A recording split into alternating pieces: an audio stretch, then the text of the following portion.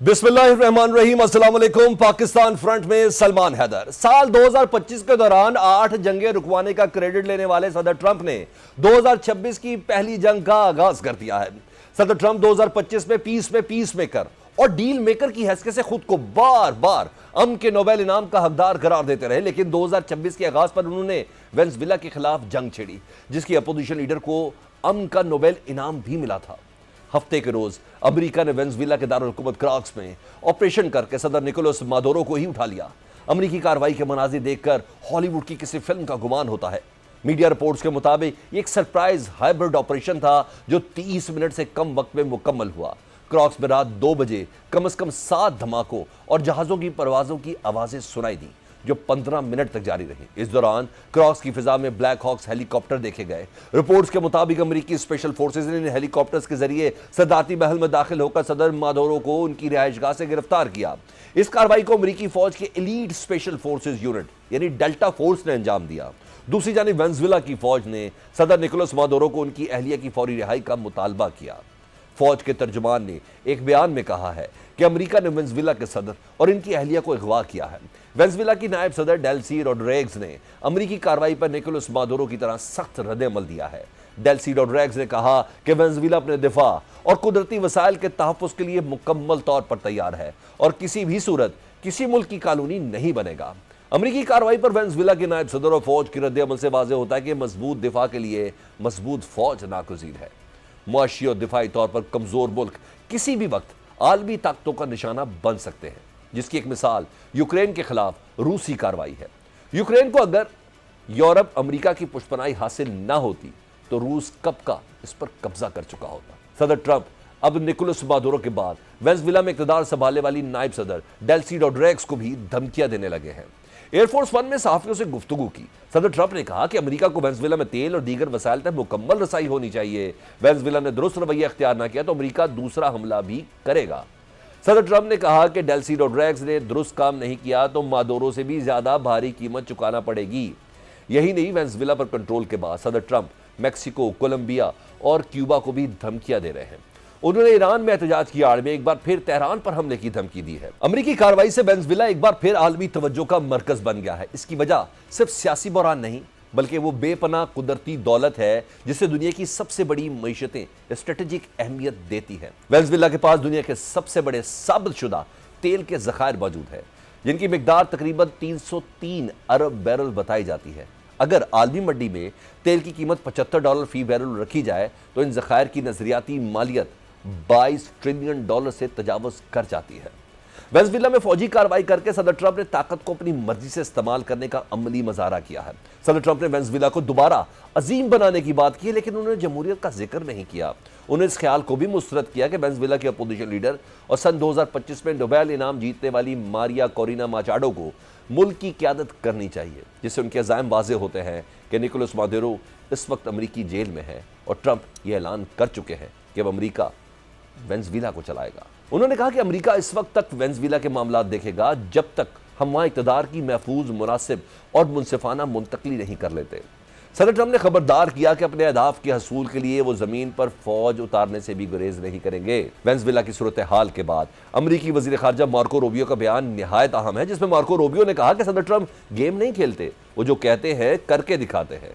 Media से गुफ्तगू कर रहे थे मार्को रूबियो। उन्होंने कहा अमेरिका इस बात को यकीनी बनाना चाहता है कि वेनेजुएला मंशियात की स्मगलिंग का मरकज ना रहे, जबकि अगर खदशात दूर ना किया गया तो वाशिंगटन के पास तमाम ऑप्शंस मौजूद हैं। वेनेजुएला के साबिक सदर मादुरो को न्यूयॉर्क की अदालत में पेश कर दिया गया। निकोलस मादुरो के खिलाफ चार्जशीट में मंशियात स्मगलिंग नेटवर्क की सरपरस्ती, अमेरिका तक कोकेन पहुंचाने में सहूलतकारी का इल्जाम शामिल है। चार्जशीट में इल्जाम आयद किया है सरगर्मियां सिर्फ मंशियात तक महदूद नहीं, बल्कि उन्हें अमेरिकी कानून के तहत नार्को टेररिज्म के जुमरे में रखा गया है। दस्तावेज में यह भी कहा गया कि मादुरो उनके करीबी साथियों ने मंशियात स्मगलिंग के दौरान मुसल्लह ग्रोहों के साथ तामुन किया और इस मकसद के लिए जदीद असलहा बशमूल मशीन गन्स और दीगर तबाहकुन आलात रखने और इस्तेमाल करने की साजिश की गई। चार्जशीट के मुताबिक ये तमाम इल्जामात अमरीकी वफाकी कवानीन की संगीन दफात के तहत आते हैं, जिनमें narco terrorism, conspiracy, cocaine importation conspiracy और गैर कानूनी असला रखने जैसे इल्जामात शामिल है। चार्जशीट में मादुरो की अहलिया सीलिया फ्लोरेस का भी जिक्र है। उन पर यह इल्जाम है कि वो बाज मामलात में सदर मादुरो की माली और इंतजामी सहूलतकारी में शामिल रही हैं। कानूनी माहिरीन के मुताबिक اگر ان الزامات میں سے کسی ایک میں بھی جرم ثابت ہو جاتا ہے تو امریکی وفاقی قوانین کے تحت مادورو ان کی اہلیہ کو طویل المدت قید حتیٰ کہ عمر قید تک کی سزا ہو سکتی ہے۔ وینزویلا کے سابق صدر نکولس مادورو کے خلاف نیو یارک عدالت میں مقدمہ چل رہا ہے، لیکن نیو یارک کے میئر زہران ممدانی نے صدر ٹرمپ کے وینزویلا میں رجیم چینج آپریشن کی مخالفت کی ہے۔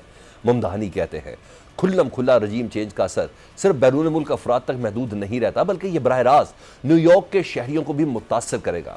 ممدانی نے سوشل میڈیا بیان اور نیوز کانفرنس میں وینزویلا میں امریکی کارروائی پر تنقید کی ہے۔ زہران ممدانی نے کہا ہے کہ کسی خود مختار ریاست پر حملہ کرنا جنگ کے مترادف اور بین الاقوامی قوانین کی خلاف ورزی ہے۔ امریکی جریدے ٹائم نے وینزویلا میں مداخلت کی صدر ٹرمپ کی پالیسی کو تنقید کا نشانہ بنایا ہے۔ ٹائم کی تجزیاتی رپورٹ کے مطابق صدر ٹرمپ کی وینزویلا کے صدر نکولس مادورو کو ہٹانے کی کوشش سے لگتا ہے کہ امریکہ مشرق وسطیٰ کا سبق بھول گیا ہے۔ طاقت سے حکومتیں بدلنا زیادہ مسائل کا سبب بنتا ہے۔ بی بی سی بتاتا ہے کہ گزشتہ 30 برسوں پر نظر دوڑائی جائے تو طاقت کے زور پر امریکہ کی جانب سے حکومت کی تبدیلی کا ریکارڈ تباہ کن رہا ہے۔ فوجی کارروائی کے بعد اس کے سیاسی مضمرات ہیں اور اس کارروائی کی کامیابی یا ناکامی کی ضمانت دیتے ہیں۔ 2003 میں امریکی حملے کے بعد عراق کے خوفناک تباہی سے دوچار ہوا۔ 2021 میں افغانستان سے امریکی انخلاء کے فوری بعد افغانستان میں 2 دہائیوں تک قیام اور اربوں ڈالر جھونکنے کے بعد سب کچھ امریکہ کے ہاتھ سے نکل گیا۔ دونوں ممالک میں سے کوئی بھی امریکہ کے قریب نہیں تھا۔ لاطینی امریکہ میں بھی ماضی میں امریکہ کی جانب سے کی گئی مداخلت کے بھی حوصلہ افزا نتائج برآمد نہیں ہوئے تھے۔ تجزیہ کاروں کے مطابق اگرچہ مادورو غیر مقبول ہے اور وینزویلا کی فوج نسبتاً کمزور ہے، لیکن اس کی حکومت کو زبردستی ختم کرنے سے ملک میں انتشار پیدا ہو سکتا ہے، جس سے امریکی سرزمین کے قریب مسائل جنم لے سکتے ہیں، جیسے مہاجرین، منشیات کی سمگلنگ اور سیاسی عدم استحکام۔ ماہرین کے مطابق امریکہ منرو ڈاکٹرائن کے تحت لاطینی امریکہ کو اپنا بیک یارڈ سمجھتا ہے۔ وہاں کسی غیر علاقائی طاقت خصوصاً مخالف ممالک کی موجودگی پسند نہیں کرتا۔ وینزویلا میں کارروائی کے بعد نیوز کانفرنس میں صدر ٹرمپ نے 1829 میں امریکی صدر جیمز منرو کی جانب سے اپنائے جانے والے ڈونرو نظریے کی گردان کی، جس میں دیگر طاقتوں کو خبردار کیا گیا تھا کہ وہ امریکی اثر و رسوخ کے دائرے میں مداخلت نہ کریں۔ ٹرمپ نے نیوز کانفرنس کے دوران کہا کہ منرو کا نظریہ ایک بہت بڑی بات تھی، لیکن ہم نے اس سے بہت زیادہ پیچھے چھوڑ دیا ہے۔ ہماری نئی قومی سلامتی کی حکمت عملی کے تحت مغربی نصف کرہ امریکہ پر تسلط پر دوبارہ کوئی سوال نہیں کیا جائے گا۔ امریکہ کا لاطینی امریکہ کے ممالک میں مسلح مداخلت کا طویل ریکارڈ رہا ہے۔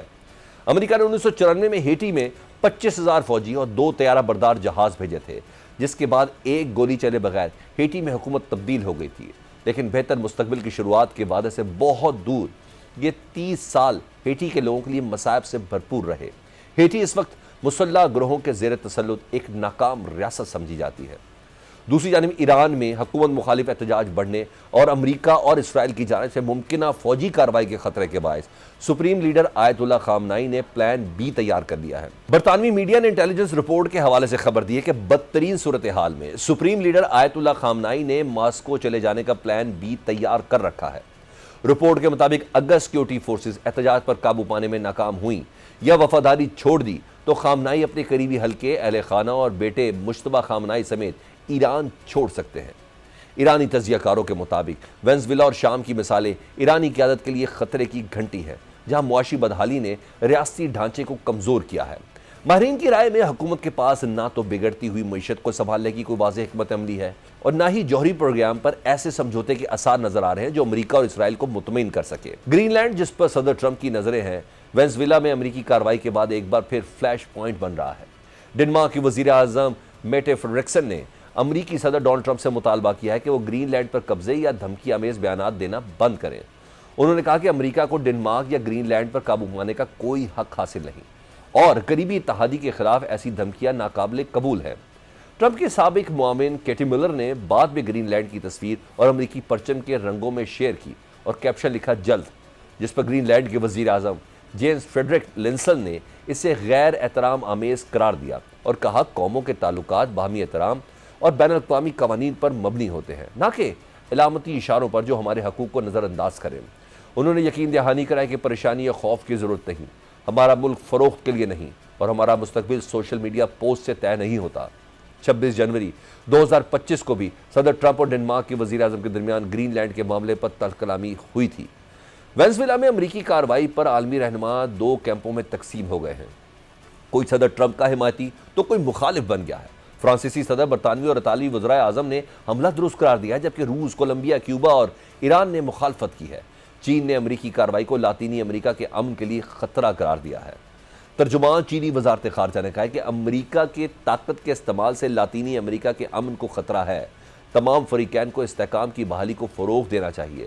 چینی وزارت خارجہ کی جانب سے کہا گیا ہے کہ وینزویلا کے حالات میں تبدیلی کے باوجود تعاون کے فروغ کی خواہش میں کوئی تبدیلی نہیں آئے گی۔ وینزویلا میں چینی مفادات کا قانون کے ذریعے تحفظ کیا جائے گا۔ کیتھولک مسیحیوں کے روحانی پیشوا پوپ لیو نے وینزویلا کی خود مختاری اور آزادی کی بحالی کا مطالبہ کیا ہے۔ پوپ لیو نے کہا ہے کہ وہ امریکہ کی جانب سے صدر نیکولس مادورو کے تختہ الٹنے کے بعد کی صورتحال کو پریشانی کے ساتھ دیکھ رہے ہیں۔ پوپ لیو نے دسمبر میں بھی وینزویلا میں صدر نیکولس مادورو کے خلاف امریکہ کی کسی قسم کی فوجی کارروائی کی مخالفت کی تھی۔ اقوام متحدہ کے سیکرٹری جنرل انتونیو گوتریس نے وینزویلا پر حملہ تشویشناک قرار دیا ہے۔ انتونیو گوتریس نے کہا کہ وینزویلا میں حالیہ پیش رفت بین الاقوامی قانون کے لیے خطرناک مثال بن سکتی ہے۔ اب سب نظریں اقوام متحدہ کی سلامتی کونسل کے ہنگامی اجلاس پر ہے۔ امریکہ 2025 میں جنگیں رکوا رہا تھا، اب جنگ شروع کر دی ہے۔ اس پر بات کر لیتے ہیں، منیر اکرم صاحب سابق سفیر ہیں، سینئر ڈپلومیٹ ہیں، ان سے ذرا بات کر لیں۔ امریکہ میں بہت عرصہ تک بھی کیا ہے۔ منیر اکرم صاحب، امریکہ کا وینزویلا پر حملے کے بعد صدر ٹرمپ نے اب تو میکسیکو، کولمبیا اور کیوبا کو بھی دھمکیاں دینا شروع کر دی ہیں۔ یہ کیا معاملہ ہے؟ کیا لاطینی امریکہ میں مزید اب کشیدگی بڑھے گی؟ جی دیکھیں، میرے خیال میں پہلی چیز تو یہ، جیسے امریکن جو نیشنل سیکیورٹی پالیسی انہوں نے اختیار کی تھی چند دن پہلے، اس میں یہ کہا تھا کہ جو پوری ویسٹرن ہیمسفیئر ہے، جس میں لیٹن امریکہ ہے، نارتھ امریکہ ہے، یہ سب ہمارا ایک ایکسکلوسیو اسفیئر آف انفلوئنس ہے۔ یہ لفظ نہیں استعمال کیے تھے، پر معنی یہی تھی کہ جو منرو ڈاکٹرین تھا اس کو ہم واپس جاری کر رہے ہیں، جس کو اب ٹرمپ صاحب نے کہا ہے ڈنرو ڈاکٹرین۔ تو ایک تو یہ ہے کہ پورا امریکہ، لیٹن امریکہ میں جو کچھ ہوگا وہ سمجھتے ہیں کہ امریکہ کا پہلے اس میں اختیار ہونا چاہیے، امریکہ کی بات ماننی چاہیے۔ دوسری چیز، وینزویلا ایک بہت اسپیشل کیس ہے، کیونکہ وینزویلا کے پاس جو آئل ہے سب میں بڑی ریزرو، دنیا میں سب میں بڑی ریزروز ہے۔ وہ امریکہ اس ریزروز کو بہت سالوں سے وہ ایکسٹریکٹ کر رہا تھا، اور جب یہ چاویز آیا تھا اس نے امریکن کمپنیوں کو نکالا وہاں سے، اور مڈورو نے یہی پالیسی رکھی، اور اس وجہ سے امریکہ اور وینزویلا کے درمیان یہ ٹینشن بڑھ گئی۔ تو پہلا جو آبجیکٹیو ہے امریکہ کا وہ ہے کہ تیل پہ قبضہ کیے، اور یہ سب میں بڑا آبجیکٹیو ہے۔ وینزویلا کا تیل بہت استعمال ہوتا ہے، ٹیکسس کی جو ریفائنریز ہیں، جو سدرن ریفائنریز ہیں امریکہ میں، وہ سب وینزویلن تیل پہ چل رہی تھی، تو وہ ان کا تیل پہ قبضہ کرنا سب میں بڑی آبجیکٹیو۔ اچھا منیر صاحب، مجھے ایک چھوٹی سی چیز کلیئر کر دیں۔ آج نا ڈونلڈ ٹرمپ صاحب ایمفسائز کر رہے تھے 1829 میں امریکی صدر جیمز منرو کے حوالے سے یہ ڈونلڈ نظریے کی بات کر رہے تھے کہ دیگر طاقتوں کو خبردار کیا گیا کہ امریکی اثر و رسوخ کے دائرے میں مداخلت نہ کریں۔ یہ ڈونلڈ نظریہ آخر ہے کیا ہے؟ اس کے کیا مقاصد ہیں اور کیا امریکہ اس سے اچیو کرنا چاہتا ہے؟ یہ دیکھیں، یہ بہت، یعنی کہ جو یہ ڈاکٹرین بنایا گیا تھا 1829 یا 1830 میں، تو امریکہ اس وقت چاہتا تھا کہ جو یورپین پاورز تھیں جنہوں نے قبضہ کیا ہوا تھا، کلونیل قبضہ کیا ہوا تھا میکسیکو پر، برازیل پر، کولمبیا، یہ سب جتنے بھی ملک تھے سینٹرل امریکن جو تھے، وہاں اسپین، فرانس کی آپس میں وہاں کالونائزیشن تھی، اور آپس میں وہ لڑتے تھے، برٹش، اسپین اور فرانس۔ تو یہ منرو ڈاکٹرین کا مطلب یہی تھا کہ یہ یورپین طاقتیں یہاں نہیں ہوں گی، صرف امریکہ، کیونکہ ہم قریب ہیں، ہم بڑی طاقت ہیں یہاں، تو ان کو نکالا جائے، ہمارا یہاں۔ آج کل مختلف ہے، آج کل وہ چاہتے ہیں کہ امریکہ کا وہاں واپس اختیار ہو، اور چین، روس جیسے جو باہر کے ملک، جو دوسرے خطے کے ملک ہیں، وہ اس میں دخل اندازی نہ کریں۔ ٹھیک ہے منیر صاحب، اس حملے پر نا دنیا بھی دو حصوں میں ہے نا، کیا صرف مذمت تک آپ دیکھ رہے ہیں کہ بات آگے بڑھ سکتی ہے نا؟ کیونکہ وینزویلا کے صدر مادورو چین اور روس کے بھی کافی قریب سمجھے جاتے ہیں، چین تو بلکہ وینزویلا سے سب سے زیادہ آئل خریدتا ہے۔ ان دونوں کی طرف سے مذمت آئی ہے، ہمارے وزیر خارجہ، وزیر داخلہ بھی چین میں ہیں۔ آپ کو لگتا ہے معاملہ مذاکرات تک ہی محدود رہے گا یا چین براہ راست کوئی مداخلت کر سکتا ہے اس کشیدگی میں؟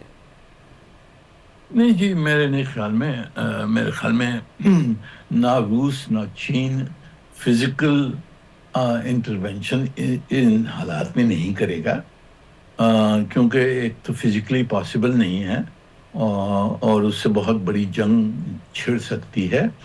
تو میرے خیال میں وہ اس میں دخل اندازی ان کی زیادہ نہیں ہوگی. کنڈیم ضرور کیا ہے انہوں نے اور کریں گے. آج بھی سلامتی کونسل میں وہ کنڈیم کریں گے، روس چین اس کی مخالفت کریں گے آلرائٹ. انٹرنیشنل لا کو، پر انٹرونشن میرے خیال میں نہیں ہو سکتا. اچھا سر، دو شارپ کوشچنز ہیں آپ سے کر رہے ہیں. ایک تو سر ہم دیکھ رہے ہیں کہ گزشتہ کچھ عرصے سے نا یو این، یورپی یونین، OIC، جتنی بھی آرگنائزیشن ہیں ان کا رول کم ہو رہا ہے، اور ہر جنگ میں یہ ادارے بالکل خاموش تماشائی بنے ہوئے ہوتے ہیں. یہ نیو ورلڈ آرڈر ہے، اس کے کیا تقاضے ہیں؟ یہ تو پھر کسی وقت کسی جگہ پر بھی حملہ کیا جا سکتا ہے امریکہ کی طرف سے. جی دیکھیں، یہ جو ہمارا UN چارٹر ہے، انٹرنیشنل لا ہے، اس کی خلاف ورزی بڑھتی جا رہی ہے. آپ نے پہلا دیکھا جس طرح سے اسرائیل نے مڈل ایسٹ میں جو جنگیں کی ہیں، ہر اپنے جو نیبر ہے اس کو انہوں نے جس اوپر حملہ کیا ہے، لیبنان، سیریا، عراق، ایران، سب پہ حملہ کیا اسرائیل نے، اور اس کو امریکہ نے پروٹیکٹ کیا. آلرائٹ. اسی طرح سے پھر یوکرین کا مسئلہ آپ لے لیں، پھر ہندوستان نے ہمارے خلاف ایگریشن کی. تو یعنی انٹرنیشنل جو UN آرڈر ہے، UN چارٹر ہے، اس کی خلاف ورزی بڑھتی جا رہی ہے. پاکستان کے اور لیے کوئی یہ پیغام ہے ماحول- سر؟ وینزویلا پہ جو جی؟ حملہ ہوا اس سلسلے میں مضبوط فوج بڑا میٹر کرتی ہے، کتنا ضروری ہے کسی بھی ملک کے دفاع کے لیے اور کسی بھی حملے سے بچنے کے لیے؟ یہ دیکھیں، ہر وقت میرے خیال میں UN چارٹر تو اپنی جگہ پر ہے، اور اس کو ہم نے اس کی خلاف ورزی کو ہم نے کنڈیم کرنا چاہیے. پر ہماری جو حفاظت ہے آخر میں جا کر ہماری طاقت کے اوپر ہے. اور جب تک ہمارے پاس ہمیں اللہ کا شکر ہے کہ ہمارے پاس ایسی قوت ہے اور جو ہماری نیوکلیئر کیپیبلٹیز ہیں، اس کے خلاف کسی نے بھی حملہ کرنا بڑا سوچنا پڑے گا ان کو. ٹھیک. تو یہ ہماری سب میں بڑی پروٹیکشن ہے. بہت شکریہ منی اکرم صاحب، سابق سفیر ہم سے بات کر رہے تھے. اس صورتحال پر مزید ذرا تجزیہ لے لیتے ہیں. بین الاقوامی امور کی ماہر ہیں ماریہ سلطان صاحبہ. ماریہ سلطان صاحبہ، ویکینڈ پر امریکہ نے وینزویلا پر حملہ کیا ہے اور ان کی اہلیہ کو حراست میں بھی لیا. ابھی تھوڑی دیر پہلے ان کو نیو یارک کی عدالت میں پیش بھی کیا گیا ہے. امریکہ کیا یہ قدم تیل کے ذخائر پر قبضے کے لیے اٹھا رہا ہے یا اس کے پیچھے کوئی اور موٹیو ہے؟ کیونکہ اب لاطینی امریکہ کے دیگر ممالک کو ٹرمپ صاحب کھلم کھلا دھمکیاں بھی دے رہے ہیں نا. دیکھیں، اس کے پیچھے 3-4 چیزیں جو ہیں واضح طور کے اوپر نظر آ رہی ہیں. سب سے سر فہرست تو امریکہ کی صنعت ہے، جس کی سرمایہ کاری وینزویلا، میکسیکو اور اس کے علاوہ جو ان کے نزدیک جو مختلف ممالک ہیں ان کے اندر موجود ہے. ایک تو یہ ان کا تحفظ ہے، کیونکہ یہ پچھلے 10 سالوں میں جہاں امریکہ ہندوستان کے ساتھ مل کر مختلف جو ہے ایک طرح سے اپنی صنعتی اور باقی عسکری روابط کو بڑھا رہا تھا، دوسری طرف جو ان کے روایتی تعلقات تھے بالخصوص ان تمام ممالک میں، اس کے اندر ایک نمایاں کمی آئی تھی. اور وہ وہاں آپ کو نہ صرف روسی بلکہ اس کے ساتھ ساتھ چینی سرمایہ کاری ایک بہت بڑی طریقے سے نظر آ رہی تھی. دوسری یہ ہے کہ جو صنعت کاری ہے، ظاہر ہے میکسیکو کے اندر ان کے پاس ان کی جو ہے آٹو موبائل انڈسٹری، ان کی باقی تمام انڈسٹریز واضح طور پہ موجود تھیں، جبکہ وینزویلا میں آئل انڈسٹری اور اس کے ساتھ جو منسلک مختلف ایسوسیٹڈ انڈسٹریز ہیں وہ موجود تھیں. اور تیسری جو اہم بات تھی ظاہر ہے وہ پاناما کینال کے ساتھ ہے، کیونکہ ظاہر ہے جو پاناما کینال ہے اس کے اوپر بھی امریکہ کا جو ہے ایک طرح سے اثر و رسوخ ختم ہونے جا رہا ہے. ایسی صورتحال میں یہ امریکہ کے لیے ایک طرح سے ان کی بقا کی جنگ ہے، ان کی صنعتی بقا کی جنگ ہے، ان کی طاقت کی جنگ ہے، اور اس سے بھی بڑھ کے جو ڈی ڈالرائزیشن کی جو ڈرائیو ہے اس کے اوپر جو ہے Alright. بہت بڑا ایک امپیکٹ ہے. اب جو انہوں نے کیا ہے وہ شاید ہر دفعہ جب بھی دنیا میں کوئی بڑی تبدیلی آتی ہے، جب پاور سینٹرز شفٹ ہوتے ہیں، تو ہوتا ہے یہ کہ آپ 2 چیزیں دیکھتے ہیں، ایک صنعت، دوسرا یہ کہ عسکری طاقت، اور تیسرا یہ کہ بین الاقوامی تجارت، اور تجارت کے جو اصول ہیں وہ کیا ہیں، اور سب سے آخر میں کہ جو بین الاقوامی اصول ہیں کیا ہے. ابھی تک ہم انٹرنیشنل لا کی بات کرتے رہے کہ جی بہت ساری چیزوں میں ریاست جو ہے سوورن ہوتی ہے، اس طرح کی تمام باتیں. لیکن جو چیز دیکھنے میں نظر آئی ہے پریزیڈنٹ ٹرمپ کی اس مطلب ڈیسیجن سے، وہ کیا ہے؟ ایک تو یہ کہ داخلی جو قوانین ہے، اگر آپ طاقت رکھتے ہیں تو آپ کسی دوسرے ملک پہ عائد کر سکتے ہیں، ٹھیک. پہلی بات. دوسرا یہ کہ جو غیر روایتی خطرات ہیں جیسے کہ اسمگلنگ، جیسے کہ منشیات، جیسے کہ ڈرگس، یہ ایک ایسے ہیں کہ اس جگہ پہ پہنچ گئے ہیں کہ جہاں انٹرنیشنل انٹرونشن اور ڈکلریشن آف وار سے بڑھ کر آپ اسپیشل آپریشنز کر سکتے ہیں. یوکرین میں رشیا نے جو کیا، انہوں نے اس کو جنگ نہیں کہتے، ان کو اسپیشل آپریشنز کہتے ہیں. امریکہ نے جو وینزویلا میں کیا، انہوں نے کہا ہم نے جنگ نہیں کی، ہم نے اسپیشل آپریشن کیا. ٹھیک.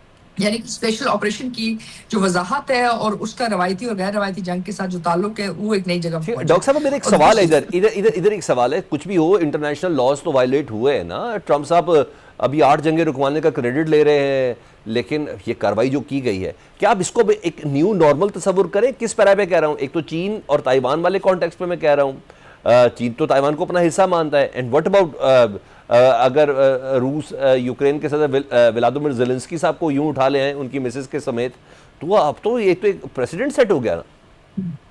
اس میں تو کوئی شک نہیں ہے، اس میں تو کوئی شک نہیں ہے. دوسری جو سب سے اہم بات ہے وہ یہ پریسیڈنٹ سیٹ ہونے کی نہیں ہے. اصل بات یہ ہے کہ آپ کس چیز کی وضاحت کیسے کریں. کیا اس سے آپ ڈیکلریشن آف وار کہہ رہے ہیں یا آپ ڈیکلریشن آف اسپیشل آپریشنز کہہ رہے ہیں؟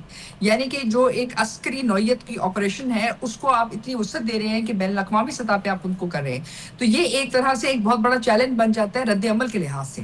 اس وقت سب سے بڑا مسئلہ کیا ہے؟ سب سے بڑا مسئلہ اس وقت چین کے پاس، روس کے پاس اور باقی ان تمام ممالک سے جو اس وقت مطلب حیران ہے کہ امریکہ نے کیا کیا ہے، کہ اس کا جواب کیا دیں، اس کا رد عمل کیا دیں.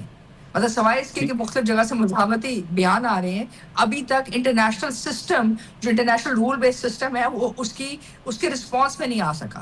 وینزویلا نے ٹھیک ہے ایک نیا پریزیڈنٹ کھڑا کر دیا ہے، مطلب ایک آ گئی ہے نئی پریزیڈنٹ، لیکن جو اس کا ایک طرح سے ڈیکلریشن آف وار تھی، اگر کوئی اور ملک ہوتا تو وینزویلا کو اس وقت تک جنگ کا اعلان کر دینا چاہیے تھا. ان کے تو آرمی چیف بھی ریکویسٹ کر رہے ہیں، مطالبہ کر رہے ہیں کہ ہمارا صدر اس کی بیگم دو. یہ ہے کہ آپ نے ایک طرح سے ایکسیپٹ کر لیا نا یہ پرنسپل، اور اگر آپ یہ پرنسپل ایکسیپٹ کرتے ہیں تو کل ہم بھی یہ کام کر سکتے ہیں افغانستان کی حکومت کے ساتھ، کیونکہ ہم یہ جانتے ہیں کہ افغان حکومت اس وقت منشیات فروشی میں بھی ملوث ہے، وہ غیر قانونی امیگریشن میں بھی ملوث ہے، وہ اس کے علاوہ باقی تمام ہر چیزوں مطلب میں ملوث ہے. اور اگر یہی دائرہ کار ہے آپ کی طاقت کا اور اپنے تحفظات کو محفوظ کرنے کا، تو پھر یہ ایک طرح سے ایک عملداری کی بنیاد رکھ دے گا. اور سب سے بڑا چیلنج اس وقت یہی ہے کہ چین اور روس نے اس کا کیا جواب دینا ہے. ابھی تک کوئی بھی ملک بس شمول وینزویلا یہ نہیں کہہ رہا کہ یہ جنگ ہے. سو یہ ایک بہت اہم نقطہ ہے، کیونکہ اگر آپ اس کا تعین جنگ کے طور پہ نہیں کرتے ہیں تو پھر آپ اسپیشل آپریشنز کے خلاف کیا قانونی ہاتھ لیتے ہیں. ایک دو اور آسپیکٹ بھی آپ کے ساتھ ڈسکس کر لیتے ہیں نا. ایران کے لیے بھی پیغام ہے نا. ٹرمپ صاحب وینزویلا پہ حملے کے بعد تھوڑے شیئر ہوئے ہیں. وہ کہتے ہیں ایران میں، کیونکہ آپ کو پتا آج کل عوام بدتر معاشی حالات کی وجہ سے سڑکوں پر ہے، ٹرمپ صاحب مداخلت کا عندیہ دے رہے ہیں. آج تو بلکہ ٹائمز نے تو خامنہئی صاحب کے اسکیپ پلان کو بھی ڈسکس کیا کہ وہ سیکیورٹی فورسز کے اگر کوئی ایسی سچویشن بنی تو وہ روس جا سکتے ہیں. تو سر میڈم اگر یہ واقعی بغاوت پھوٹی ہے تو جب یہ تمام چیزیں کہی جا رہی ہیں تو اس کا مطلب ہے کہ امریکہ بھی کچھ مائنڈ سیٹ کے ساتھ ہے 2026 کے اندر. دیکھیں ان کا مائنڈ سیٹ بہت واضح ہے. جو امریکہ کے اندر جنگ چل رہی ہے امریکن اسٹیبلشمنٹ اور پینٹاگون اور اسٹیٹ ڈپارٹمنٹ کے درمیان، اس میں جو ہے ان کا موقف ریپبلکنز اور ڈیموکریٹس کے ساتھ ساتھ ہے. ڈیموکریٹس کے حامی ہمیشہ جو ہے امریکن اسٹیبلشمنٹ رہی ہے، اور وہ اپنی غیر قانونی جو ہے حکومتوں کے ساتھ تعلقات، منشیات فروشی، اس قسم کی جو مختلف قسم کے جو اثر و رسوخ تھے اس کے ذریعے کنٹرول کرتی رہی ہے. بنسبت اس کے امریکہ یہ سمجھتا ہے کہ امریکہ کی جو دفاعی طاقت اور عسکری طاقت ہے اس کے ذریعے وہ آگے بڑھنا چاہتے ہیں. اہم بات اس میں کیا ہے؟ اس میں دو اہم باتیں ہیں. ایک تو یہ کہ امریکہ نے ڈی ڈالرائزیشن ڈرائیو کے لیے ایک بہت بڑا چیلنج کریٹ کیا ہے، کیونکہ ظاہر ہے آپ نے فیصلے جو ہیں حکومتوں کے ساتھ کرنے ہوتے ہیں. دوسرا جو فیصلہ یہ ہے کہ جو لوگ حکومتی فیصلہ کریں گے جو امریکہ کے تحفظات کے مخالف ہیں، تو امریکہ یہ سخت رکھتا ہے کہ وہ اسپیشل آپریشنز کے ذریعے ان کو نکال کر اپنے ملک لے آئے اور اپنے داخلی قوانین کو ان ملکوں پہ عائد کرے. یعنی ایک طرح سے کالونائزیشن کا ایک اور قسم کی اسٹینٹ ہے، جہاں انٹرنیشنل لاز کو، انٹرنیشنل ریگولیشنز کو، جو نارمز ہیں، نارمز کا مطلب یہ ہوتا ہے کہ وہ بائنڈنگ نہیں ہے. اور اس میں سب سے جو حیران کن بات ہے کہ ابھی تک U N security council, U N general assembly تک خاموش ہے. دیکھیں ان کی طرف سے بھی کوئی خاص ریزولوشن نہیں آئی ہے، مذمت آئی ہے بس. کیونکہ نہیں، اگر ریزولوشن آتی تو یونائٹنگ فار پیس کی ریزولوشن لے کے آ سکتے تھے کہ جی اگر یو این سیکورٹی کاؤنسل جو ہے وہ فعال نہیں ہے، یعنی کہ وہ امریکہ، روس اور چین کے درمیان جو مختلف تنازعات ہیں اس کی وجہ سے اتنی فعال نہیں ہے، تو کم از کم یو این جنرل اسمبلی میں جہاں تمام دنیا کے ممالک موجود ہیں اور ہر کوئی یہ طاقت رکھتا ہے کہ اگر ان کو لگے کوئی چیز خطرہ ہے بین الاقوامی سلامتی کے لیے تو اس کے لیے یہ طاقت اپنے پاس لے کے آئیں اور امریکہ پہ سینکشنز لگائیں، تو آپ کو وہ بھی نظر نہیں آ رہا. یعنی جو انٹرنیشنل پبلک اوپینین ہے وہ بات چیت تک تو ضرور ہے، صنعتی اور امریکہ اور چین اور روس کے درمیان جو صنعتی اور تجارتی جنگ ہے اس پہ بھی بات چیت کر رہی ہے، لیکن یو این جنرل اسمبلی ابھی تک خاموش ہے. اور نہ ہی جو طاقت ہے وہ واپس اپنے پاس لے کے آئیں کہ انٹرنیشنل آرڈر واپس ری اسٹیبلش ہو سکے، انٹرنیشنل نارمز واپس ری اسٹیبلش ہو سکیں. اس کا مطلب یہ بھی ہے کہ کل اگر آپ داخلی طور پہ کوئی قانون پاس کرتے ہیں کہ آپ کہتے ہیں کہ فلانا علاقہ ہمارے پاس ہے تو وہ علاقہ آپ کے پاس جا سکتا ہے. یعنی کہ اس وقت جو چین نے اروناچل پردیش کو یہ کہا ہے کہ وہ زنگنان پروونس ہے اور وہ ایک داخلی قانون ہے چین کا، تو اس کا مطلب یہ ہے کہ کل اس قانون کا جو اطلاق ہے وہ ہندوستان کے تمام شمالی علاقہ جات کے اوپر بھی کیا جا سکتا ہے. بہت شکریہ ماریہ سلطان صاحبہ، انٹرنیشنل افیئرز کی ماہر، ہم سے بات کر رہی تھی موجودہ صورتحال میں امریکہ کی مزید انٹینشن کیا ہے اور خطے کی صورتحال کو کس حد تک ڈسٹرب ہوتا ہوا دیکھ رہی ہیں، اس سے متعلق بتا رہی تھی. پاکستان فرنٹ اس بریک کے بعد. حکومت اور اپوزیشن کے کیمپس میں بد اعتمادی کی فضا برقرار ہے. مذاکرات کی باتیں تو دونوں طرف سے ہو رہی ہیں لیکن ابھی تک کوئی بڑی پیش رفت سامنے نہیں آئی. ان حالات میں اسپیکر قومی اسمبلی سردار ایاز صادق کی وزیراعظم شہباز شریف اور پی ٹی آئی کے چیف وہب عامر ڈوگر سے ملاقاتوں کو اہم قرار دیا جا رہا ہے. وزیراعظم شہباز شریف نے سردار ایاز صادق سے ملاقات میں مذاکرات کے لیے اپنے موقف کا اعادہ کیا. ملاقات میں اپوزیشن سے مذاکرات اور اپوزیشن لیڈر کی تقرری پر تبادلہ خیال کیا گیا. دوسری جانب اسپیکر ایاز صادق سے پی ٹی آئی رہنما عامر ڈوگر کی ملاقات میں بھی اپوزیشن لیڈر کی تقرری کے حوالے سے بات چیت ہوئی. ان ملاقاتوں کے نتیجے میں 12 جنوری کو قومی اسمبلی کے اجلاس کے موقع پر اپوزیشن لیڈر کی تقرری کے حوالے سے بریک تھرو ہو سکتا ہے، یہ ذرائع بتاتے ہیں. حکومت کی جانب سے بار بار مذاکرات کی بات کی جا رہی ہے لیکن اپوزیشن مذاکرات کی بجائے احتجاج پر مائل نظر آ رہی ہے. وزیر اعلیٰ خیبر پختونخوا سہیل آفریدی اسٹریٹ موومنٹ کے لیے پنجاب کے بعد 9 جنوری کو کراچی جانے کا اعلان کر رہے ہیں. وہی اپوزیشن اتحاد تحریک تحفظ آئین پاکستان کا جی ٹی روڈ مشن کے تحت اسلام آباد سے لاہور عوامی رابطہ مہم کا پلان سامنے آیا ہے. ذرائع کے مطابق تحریک تحفظ آئین پاکستان اسلام آباد سے لاہور براستہ جی ٹی روڈ روانہ ہوگی جہاں مختلف مقامات پر قافلے کو استقبالیہ دیا جائے گا. مزید ذرائع بتاتے ہیں کہ تحریک تحفظ آئین پاکستان کو جی ٹی روڈ پر 4 مقامات پر استقبالیہ دیا جائے گا جن میں گجرات، گجرانوالہ، شاہدرہ اور لاہور میں داخلے کے موقع پر استقبالیہ شامل ہیں. عوامی رابطہ مہم ہے. اس دوران تحریک تحفظ آئین پاکستان پنجاب اسمبلی کا دورہ بھی کرے گی. ذرائع مزید بتاتے ہیں کہ تحریک تحفظ آئین پاکستان مینار پاکستان اور داتا دربار کے مزار پر حاضری کے لیے بھی جائیں گی. اس کے علاوہ تحریک کے رہنما 3 روز لاہور میں قیام کریں گے. اس دوران رہنماؤں کی جانب سے مختلف تقریبات سے خطاب بھی کیا جائے گا. تحریک تحفظ آئین پاکستان نے پی ٹی آئی کے سابق رہنماؤں کی مفاہمتی گروپ کی قومی کانفرنس میں شرکت سے انکار کر دیا ہے. مفاہمتی گروپ کی قومی کانفرنس 7 جنوری کو اسلام آباد میں ہوگی. تحریک تحفظ آئین پاکستان کے ترجمان نے کہا ہے کہ سابق پی ٹی آئی رہنماؤں کی جانب سے رکھی گئی کانفرنس کا دعوت نامہ ملا مگر سب سے اہم فریق تحریک انصاف کا اعتماد حاصل نہ ہونا اس کانفرنس کو بے معنی کر دیتا ہے، اس لیے کانفرنس میں شرکت ممکن نہیں ہو سکے گی. تحریک تحفظ آئین پاکستان کے ترجمان کا بیان حکومتی نمائندوں کے تحفظات کی تصدیق کرتا ہے. رانا ثناء اللہ متعدد بار کہہ چکے ہیں کہ پی ٹی آئی کے بغیر اپوزیشن کے ساتھ مذاکرات بے معنی ہوں گے. نجی ٹی وی چینل سے گفتگو کرتے ہوئے رانا ثناء اللہ نے کہا کہ P T I social media پر اداروں کے خلاف مہم بند کرتی ہے تو میرا خیال ہے کہ حالات بہتر سمت میں چلے جائیں گے. پی ٹی آئی کا اپنے بانی سے ملاقات کا راستہ آسانی سے کھل سکتا ہے. رانا ثناء اللہ یہ بھی کہتے ہیں کہ پی ٹی آئی قیادت یہ کہہ کر جان نہیں چھڑا سکتی کہ ان کے اکاؤنٹس پر ان کا کوئی کنٹرول یا تعلق نہیں ہے. پی ٹی آئی قیادت کو ان اکاؤنٹ سے ظاہر تعلق کی کرنا ہوگا. سیاسی مبصرین کا کہنا ہے کہ اپوزیشن کو مزاحمت اور مفاہمت کی 2 کشتیوں کی سواری چھوڑنا ہوگی کیونکہ 2 رخی پالیسی پی ٹی آئی اور اپوزیشن جماعتوں کی مشکلات کم کرنے کی بجائے مزید بڑھا دے گی. پی ٹی آئی کو یہ بھی سمجھنا ہوگا کہ سیاست 2 وے نہیں 1 وے ٹریک ہے. بار بار احتجاجی جنکشن پر سمت تبدیل کرنے سے وہ منزل کی جانب بڑھنے کی بجائے اس سے دور ہو رہی ہے. حکومت کو بھی اپنے طرز عمل سے ثابت کرنا ہوگا کہ اس کی مذاکرات کی پیشکش کا ایجنڈا سیاسی استحکام ہے نہ کہ اپوزیشن کی احتجاجی تحریک کو ڈیفیوز کرنا. ایسا نہ ہوا تو سیاسی استحکام کی کشتی بھور میں پھنسی رہے گی. مذاکرات کے حوالے سے حکومت کتنی سیریس ہے یا محض یہ تمام آفریں ہوا میں ہیں، اس پر بات کر لیتے ہیں سابق وفاقی وزیر خرم دستگیر خان صاحب سے۔ خرم دستگیر صاحب، 2 ہفتے ہو گئے ہیں وزیر اعظم صاحب نے مذاکرات کی پیشکش کی تھی، آج بھی انہوں نے اس عزم کا اعادہ کیا ہے، لیکن ابھی تک کوئی پیش رفت نہیں ہوئی۔ بتائیے گا کوئی رکاوٹ ہے کہ کوئی تھوڑا پروسیس سلو ہے؟ جی نہیں، اس کی ایک بنیادی رکاوٹ اس میں ضرور ہے، میں کہوں گا اس میں، اور وہ یہ ہے کہ پی ٹی آئی جو ہے وہ مذاکرات پر بات صرف اپنے ایک بڑے ذاتی ایجنڈے پہ اور بانی چیئرمین کی ذات تک محدود رکھنا چاہتے ہیں، جبکہ ہماری خواہش یہ ہے کہ اگر قومی ڈائیلاگ ہونا ہے پھر اس کا ایجنڈا بھی قومی ہونا چاہیے۔ ایسی چیزوں پر مذاکرات کریں جن کا پاکستان کے عوام کی زندگیوں سے تعلق ہو، اس کی بہتری سے تعلق ہو، ان کے مستقبل سے تعلق ہو، ان کے بچوں کے آنے والے روزگار سے تعلق ہو۔ تو اصل میں رکاوٹ یہی ہے کہ ان کا اصرار یہ ہے کہ جب تک ان کا جو اصرار ہے اس کے اوپر گفتگو نہیں ہو جاتی، اس باقی زیادہ کوئی گفتگو نہیں ہوگی۔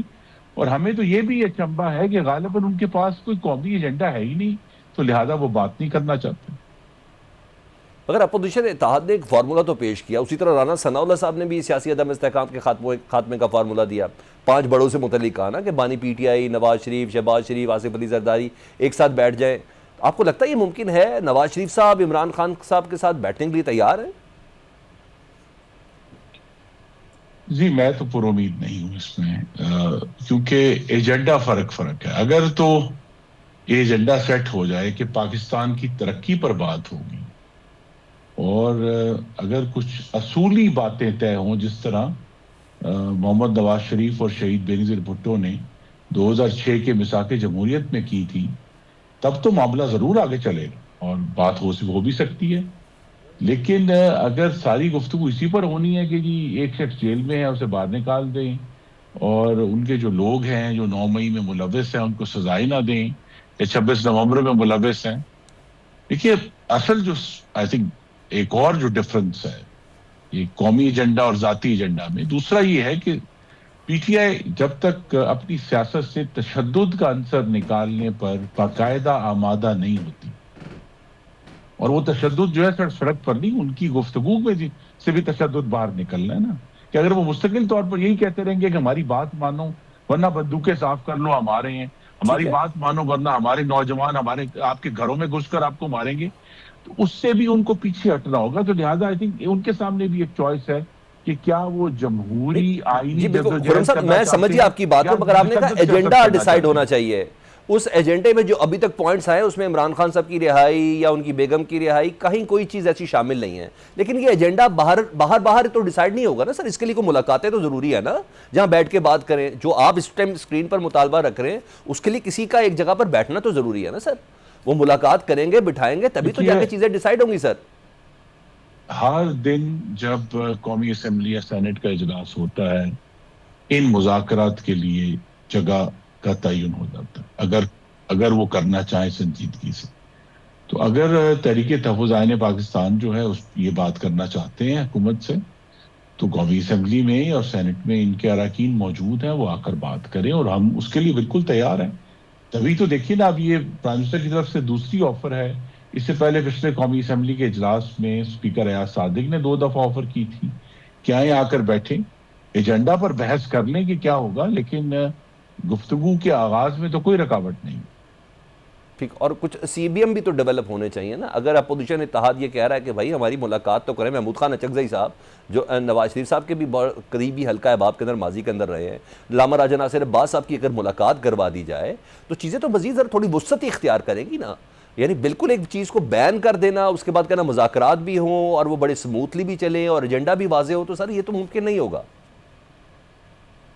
دیکھیے اگر ملاقات کو جو اس وقت سیاسی، میں تو یہی کہوں گا کہ ایک تھیٹر کا ذریعہ بنایا ہوا ہے، اگر اس سے پیچھے ہٹیں گے، قانون میں جس طرح لکھا ہے اس کے مطابق ان کی ملاقات ہے وہ ہفتے میں 1 دفعہ اپنی فیملی کے ساتھ اور 1 دفعہ ان کے وکلاء کے ساتھ ہو سکتی ہے، اگر اس پر وہ باقاعدہ وہاں پیچھے ہٹیں کہ جی ہر ہفتے میں 1 دفعہ وہاں اجتماع ہوگا اور ہم وہاں کھڑے ہوں گے اور ہم آگے جانے کی کوشش کریں گے. دیکھیے پنجاب کی جیلوں کا تقدس اتنا ہی ہے جتنا خیبر پختونخوا کا, اور پنجاب کی جیلوں کا ریکارڈ نہیں ہے بنو جیل کی طرح کہ 2 دفعہ طالبان آئے اور وہاں سے لوگوں کو چھڑا کر لے گئے. تو یہاں ایک تقدس ہے, اس کا احترام کریں. اس کا احترام کے آغاز سے آپ دیکھیں گے کہ ملاقاتیں بھی ہوں گی اور آنے والے دنوں میں مذاکرات کا دروازہ بھی کھلے گا. اور اس کو اپوزیشن کی جانب سے بہتر سائن سمجھتے ہیں؟ ایک جمہوری اقدار کے منافی تو نہیں لگ رہا آپ کو کہ سہیل آفریدی صاحب سٹریٹ موومنٹ چلا رہے ہیں؟ اپوزیشن اتحاد تحریک تحفظ عن پاکستان کا جو پلیٹ فارم ہے وہ عوامی رابطہ مہم شروع کرنے کا فیصلہ کیا ہے, بلکہ 8 جنوری کو وہ اسلام آباد سے لاہور براستہ جی ٹی روڈ آ رہے ہیں, 4 جگہوں پر ان کا استقبالیہ ہے. تو آپ ان تمام چیزوں کو مذاکرات کے ساتھ پیرلل یہ بھی چلتا رہے, آپ کو کوئی اعتراض تو نہیں ہے نا سر؟ دیکھیے میں پھر دوہرا دیتا ہوں, واحد اعتراض اس ساری سیاست میں جو پی ٹی آئی نے کی ہے وہ سیاست میں تشدد ہے. کہ جب اگر سیاسی احتجاج میں ریڈیو پاکستان پشاور اور جنا ہاؤس لاہور کو آگ لگائیں گے, پشاور میں 150 جانوروں کو آگ لگائیں گے, شہیدوں کی یادگاروں کی بے حرمتی جو آج تک کسی سیاسی جماعت نے کی, اس جماعت نے کی ہے, اس کے بعد 26 نومبر کو یہ آئے, انہوں نے 4 رینجرز اور 1 پولیس مین شہید ہوئے ہیں. تو اگر اس سیاست میں سے یہ عنصر نکال دیں, اور ہماری توقع بھی یہی ہے کہ اگر اچکزئی صاحب بنتے ہیں اپوزیشن لیڈر تو وہ اس عنصر کو جب باہر نکالیں گے, سیاست میں جب تشدد باہر جائے گا تو پھر گفتگو کا دروازہ کھل جائے گا, اور پھر جو ہر ایک کا حق ہے گفتگو کرنے کا وہ بھی واضح ہو جائے گا. ٹھیک ہے. اچھا, یہی ویسے اپوزیشن الزام گورنمنٹ پہ لگا رہی ہے کہ وہ سیاست میں تشدد کو ڈالنے کی کوشش کرتی ہے. ہم جب احتجاج کرتے ہیں تو ایک گملہ بھی نہیں ٹوٹتا. خیر میں آگے بڑھتا ہوں. اسد کیسر صاحب کا ایک سٹیٹمنٹ آئی, سینئر پولیٹیشین ہیں, وہ کہتے ہیں کہ کے پی میں ہماری حکومت کو چلنے نہیں دیا جا رہا. کیا حکومت اب کے پی میں ابھی بھی گورنر راج کی آپشن پر غور کر رہی ہے؟ پچھلے دنوں سمجھا تھا کہ کچھ انٹرویوز ہو رہے ہیں. اگر مذاکرات کو راستہ دینا چاہتے ہیں تو پھر اسد کیسر صاحب ایسے بیان کیوں دے رہے ہیں؟ کچھ تو چل رہا ہے نا سر بیک اینڈ پہ. جی میں صرف یہ کہوں گا کہ یہ میرے جو بھائی اور بہنیں 4.5 کروڑ خیبر پختونخوا میں رہتے ہیں, ان کی طرف جو ذمہ داری ہے 13واں سال شروع ہو گیا ہے تحریک انصاف کی, یہ اس سے بہت بڑا فرار اور روگردانی ہے. کوئی چیز ان کو نہیں روکتی کہ وہ کے پی میں رہنے والوں کی خدمت کا آج اس گھنٹے سے آغاز کر دیں, اور بجائے یہ کہ مستقل. دیکھیں آپ نے پھر کہا جی ہم 8 تاریخ کو چلیں گے اور اسلام آباد سے لاہور جائیں گے. اسلام آباد سے لاہور نہیں جانا, پشاور سے بدنو جانا, وہ اہم ہے. جس کی ووٹوں کے ساتھ ذمہ داری آپ کے کندھوں پر آئی ہوئی ہے. نہیں, وہ اپوزیشن اتحاد کر رہی ہے. اسلام آباد لاہور ہی جاتے رہیں گے. نہیں سر, وہ اپوزیشن اتحاد کر رہی ہے. اپوزیشن اتحاد جو تحریک تحفظ عن پاکستان ہے, محمود خان اچکزئی صاحب جن کو لیڈ کر رہے ہیں, وہ اسلام آباد سے ٹورڈز لاہور آ رہے ہیں. نہیں تو دیکھیے نا جی, وہ بھی آئے لاہور سے, لیکن میں تو کے پی میں رہنے والوں کی جو زندگیاں ہیں ان کو بہتر کرنے کی بات کر رہا ہوں. اور یہ اپوزیشن اتحاد جو ہے وہ بھی اگر سنجیدہ ہے تو پھر اس کو یہ سوچنا ہے کہ اس وقت دہشت گردی کے پی میں ہو رہی ہے. 2025-2015 کے بعد سب سے بڑا خونی سال تھا پاکستان میں. یہاں شہادتیں ہوئی سویلینز کی, ہمارے افسروں کی, فوجیوں کی, سپاہیوں کی. کیا انہوں نے اس جو اپوزیشن اتحاد ہے اس کا کام صرف یہی ہے کہ وہ حکومت کے اوپر رہے, اور جہاں وہ کوئی کام کر سکتے ہیں وہ ایکچولی ڈیلیور کر سکتے ہیں. مثلا جو 12 اضلاع ہیں کے پی کے جہاں اس وقت ان کی حکومت کی رٹ نہیں ہے, اس کو قائم کرنے میں اپنا کردار ادا کر سکتے ہیں, جرگہ کر سکتے ہیں. اور اچکزئی صاحب ماشاءاللہ اس کیپیبل ہیں کہ وہ بلوچستان سے پشتون ہیں, پشتو سے ان کو تعلق ہے, وہ بات کر سکتے ہیں. تو اصل میں جو ہے نا جی, ساری جو گفتگو ہے میں کہوں گا, اور یہ خیر پاکستانی سیاست میں آج کا نہیں ہے, بہت عرصے سے ہے, کہ سارا فوکس پاور پالیٹکس پر ہے, ڈیلیوری پر نہیں ہے, عوام کی خدمت پر نہیں ہے. ٹھیک, بہت شکریہ خرم دستگیر خان صاحب. سٹیشن ہے مسلم لیگ نون کے رہنما بات کر رہے تھے, لیکن لبے لباب یہی ہے اگر بیٹھ جائے, گفتگو کی جائے, اور اس کے بعد اگر کچھ ایس او پیز یا ٹی او آرز ڈیسائیڈ کر دیے جائیں, کوئی چارٹر ڈیسائیڈ کر دیا جائے تو سب سے زیادہ مناسب ہے. محض بیان دینے سے بات نہیں بنے گی. پاکستان فرنٹ اس بریک کے بعد. پاکستانی کرکٹ کے خلاف سازش کرنے والا بھارت خود بڑی مشکل میں پھنس گیا. کھیل کو انتہا پسندی کے فروغ کے لیے استعمال کرنا مودی کے بھارت کے گلے پڑا ہے. بنگلہ دیش کے مطالبے پر آئی سی سی نے T20 ورلڈ کپ کے شیڈول میں تبدیلی پر غور شروع کر دیا ہے, کیونکہ کرکٹ میں ہندو انتہا پسندوں کی اجارہ داری پر بنگلہ دیش ناراض ہو گیا ہے. T20 ورلڈ کپ سے 33 دن قبل आईसीसी को नए बहरान का सामना है। बांग्लादेशी फास्ट बॉलर मुस्तफिजुर रहमान को आईपीएल से निकालने के भारतीय बोर्ड के फैसले ने बांग्लादेश की जानिब से शदीद रद्द-ए-अमल को जाहिर किया। बांग्लादेश क्रिकेट बोर्ड ने टी20 वर्ल्ड कप के लिए टीम भारत ना भेजने का ऐलान कर दिया। यही नहीं, बांग्लादेश में आईपीएल की नशरियात रोकने का हुक्म भी सामने आया है। बांग्लादेश में खेल और नौजवानों के अमूर के अबूरी मुशीर आसिफ नजरल ने कहा कि गुलामी के दिन पूरे हुए, बांग्लादेशी क्रिकेटर की तौहीन बर्दाश्त नहीं करेंगे। बांग्लादेश क्रिकेट बोर्ड ने आईसीसी से मुतालबा किया कि हमारे मैचेस भारत से श्रीलंका मुंतकिल किए जाएं। बांग्लादेश ने भारत में बढ़ती हिंदू इंतहा पसंदी की वजह से खिलाड़ियों की सिक्योरिटी पर खदशात का इजहार किया है। बांग्लादेशी क्रिकेट के फैसले पर आईसीसी ने तबसरे से गुरेज किया। भारतीय क्रिकेट बोर्ड हुक्काम बांग्लादेश के मुतालबे को नाकाबिले अमल करार दे रहे हैं। भारतीय बोर्ड के एक सीनियर अहदेदार ने कहा है कि सिर्फ 1 माह बाकी रह जाने के बाद मैचेस का मकाम तब्दील करना तकरीबन नामुमकिन है। यह लॉजिस्टिक तौर पर बहुत मुश्किल है। बीसीसीआई जराए ने कहा कि टीमों के हवाई टिकट और होटल बुक हो चुके हैं, ब्रॉडकास्ट अमला भी मौजूद है, इसलिए कहना आसान है लेकिन करना मुश्किल है। आईसीसी टी20 वर्ल्ड कप 7 फरवरी से 8 मार्च तक भारत और श्रीलंका की मेजबानी में खेला जाएगा। बांग्लादेश ग्रुप सी में है और वो अपनी मुहिम का आगाज 7 फरवरी को वेस्ट इंडीज के खिलाफ मैच से करेंगे। वो मुंबई में नेपाल के खिलाफ ग्रुप मरहले के इख्तिताम से कबल कोलकाता में वेस्ट इंडीज, इंग्लैंड और इटली से खेलेंगे। पाकिस्तानी क्रिकेट टीम पहले ही भारत जाने से इनकार कर चुकी है। पाकिस्तान के मैच श्रीलंका में होंगे। भारत और पाकिस्तान का मैच भी कोलंबो में शेड्यूल है। हफ्ते को बीसीसीआई ने अपने मुतासिबाना फैसले में आईपीएल की फ्रेंचाइज कोलकाता नाइट राइडर को हिदायत की कि वो बांग्लादेश के फास्ट बॉलर मुस्तफिजुर रहमान को आइंदा आईपीएल 2026 सीजन के लिए स्क्वाड से रिलीज कर दे, जिसके बाद उन्हें फारिग कर दिया गया। कई घंटों की मुशावरत हुई। सोच विचार के बाद बांग्लादेश ने भारत खेलने से इनकार कर दिया। बांग्लादेश बोर्ड की जानिब से जारी एलामिये के मुताबिक बीसीबी के बोर्ड ऑफ डायरेक्टर्स की हंगामी मीटिंग इतवार को दोपहर को हुई, जिसमें भारत और श्रीलंका में टी20 वर्ल्ड कप की पेशरफ से मुतल्लिक जायजा लिया गया। हंगामी इजलास में गुज़िश्ता 24 घंटों में पैदा होने वाली सूरत हाल का तफसीली जायजा लिया गया और बोर्ड ऑफ गवर्नर्स ने फैसला किया कि बांग्लादेश की कौमी टीम भारत नहीं जाएगी। ये इकदाम खिलाड़ियों, टीम ऑफिशियल, बोर्ड मेंबर्स और दूसरे स्टेक होल्डर्स की हिफाजत के लिए जरूरी है। बोर्ड के मुताबिक इस फैसले से आईसीसी को बाज़ाब्ता तौर पर आगाह कर दिया गया और बांग्लादेश बोर्ड मुंतजर है आईसीसी सूरत हाल को समझते हुए जल्द इस मामले पर जवाब देगा। आईसीसी की जानिब से इस मामले पर अभी तक कोई रद्द-ए-अमल नहीं आया। भारत के अंदर से भी खेल में इंतहा पसंदी के बढ़ते रुझान के खिलाफ आवाजें उठने लगी। कांग्रेस रहनुमा शशि थरूर ने कहा कि काफी अरसे से कह रहा हूं, खेल को सियासत से अलग रखना चाहिए, खेल को सियासी नाकामियों का बुनियादी बोझ नहीं उठाना चाहिए। शशि थरूर ने कहा कि बीसीसीआई का यू टर्न मेरे ख्याल में गलत और नुकसानदेह है।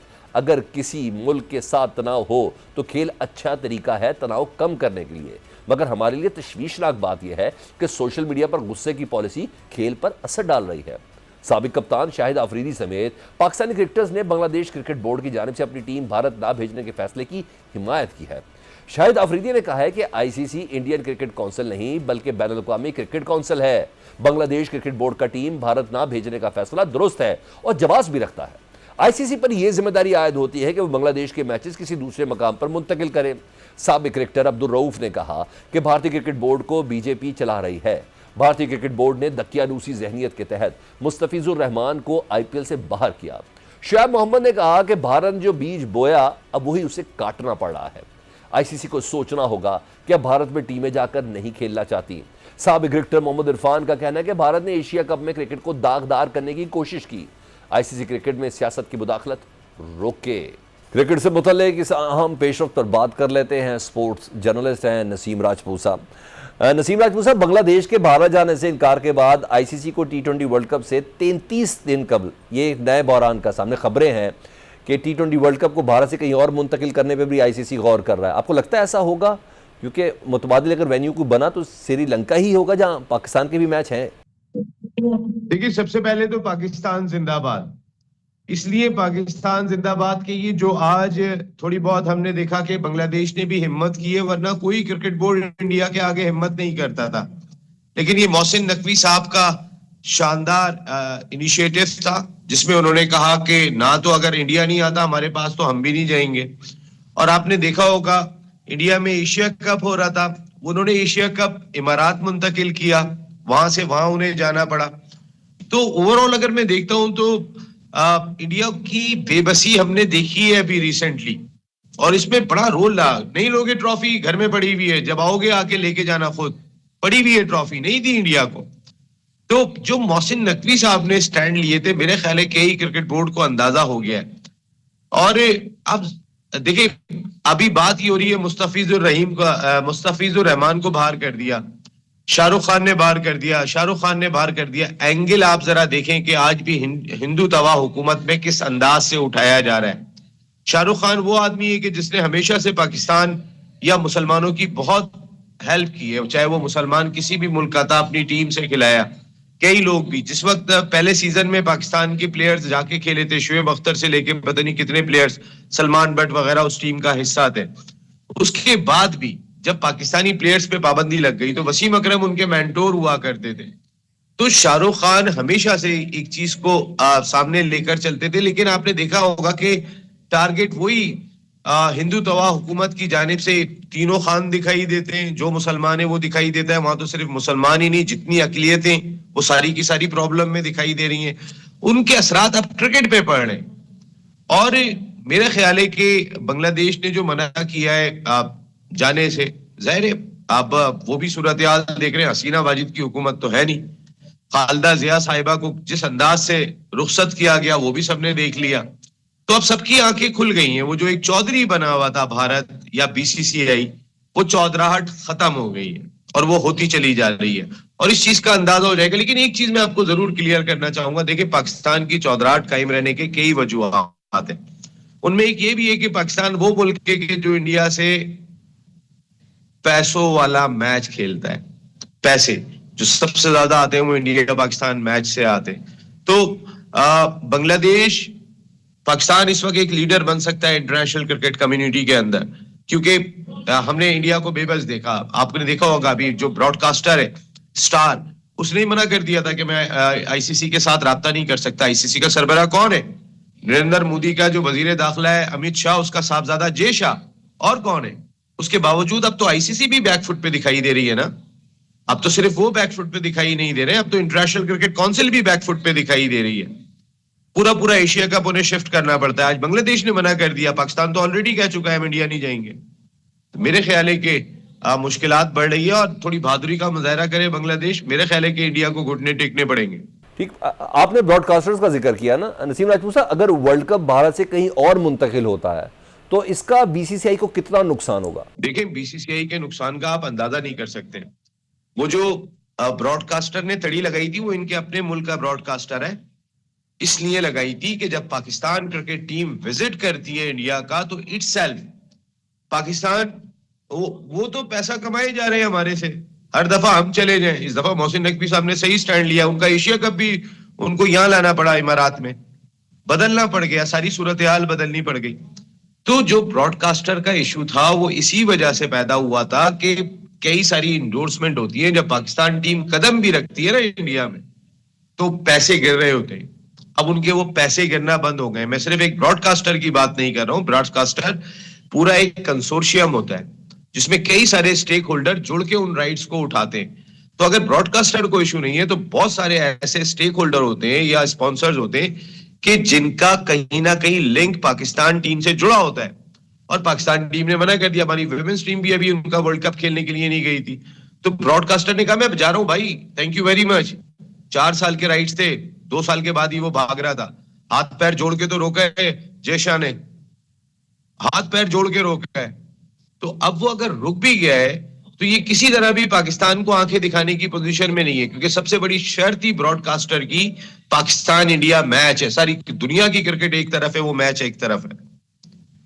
تو پاکستان اس وقت ایک لیڈر بن سکتا ہے ان تمام ایشوز کے اندر. محسن نقوی صاحب ایشین کرکٹ کونسل کے تو سربراہ ہیں, عقل مندی کا مظاہرہ کرتے ہوئے بہتر انداز سے اگر یہ معاملات کو چینلائز کریں تو میرے خیال ہے بہت سارے کرکٹ بورڈ پاکستان کے ساتھ جوڑنے کے لیے تیار ہو جائیں گے ان سرکمسٹانسز میں. کیونکہ پاکستان اگر لکشمی جو آ رہی ہے بقول انڈیا کے کرکٹ کے اندر, تو لکشمی تو پاکستان کی وجہ سے آ رہی ہے, انڈیا پاکستان میچ کی وجہ سے آ رہی ہے. تو پاکستان ایک لیڈر بننے کی صورتحال میں ہے.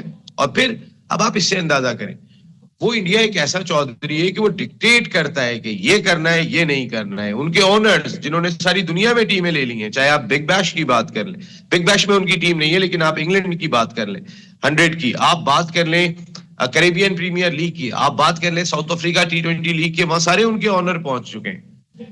اور انڈیا کی سب سے بڑی بک چلتی ہے, یہ بھی سب کو پتا ہے. آئی پی ایل کی ایک گیند کتنی کی ہوتی ہے آپ کو پتا ہے؟